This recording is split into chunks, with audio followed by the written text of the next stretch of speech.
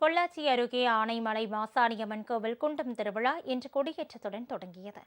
ஆனைமலையில் மாசாணியம்மன் கோவிலில் ஒவ்வொரு ஆண்டும் குண்டம் திருவிழா சிறப்பாக நடைபெறும். அந்த வகையில் இந்த ஆண்டு திருவிழா இன்று கொடியேற்றத்துடன் துவங்கியது. இதையொட்டி 81 அடி உயரமுள்ள மூங்கில் கம்பத்தை பக்தர்கள் தோளில் சுமந்தவாறு கோவிலுக்கு மேளதாளங்களுடன் கொண்டு வந்தனர். அங்கு ராஜகோபுரம் முன்பு பக்தர்கள் பக்தி பரவசத்துடன் மூங்கில் கம்பு மூலம் கொடியேற்றப்பட்டு குண்டம் திருவிழா தொடங்கியது. இந்த நிகழ்வில் ஆயிரக்கணக்கான பக்தர்கள் கலந்து கொண்டு பக்தி பரவசத்துடன் தரிசனம் செய்தனர். திருவிழாவின் முக்கிய நிகழ்வான பூக்குழி இறங்கும் நிகழ்ச்சி பிப்ரவரி 3ஆம் தேதி நடைபெறும். அன்றைய தினம் லட்சக்கணக்கான பக்தர்கள் பங்கேற்பார்கள் என்பதால் தேவையான அடிப்படை வசதிகளை பேரூராட்சி நிர்வாகம் செய்து வருகிறது.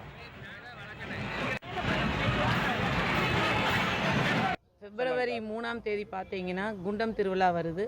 அதற்கான சிறப்பு ஏற்பாடுகள் அறநிலைத்துறை சார்பாகவும் நமது ஆனைமலை பேரூராட்சி சார்பாகவும் நாங்கள் செஞ்சு கொண்டிருக்கிறோம்.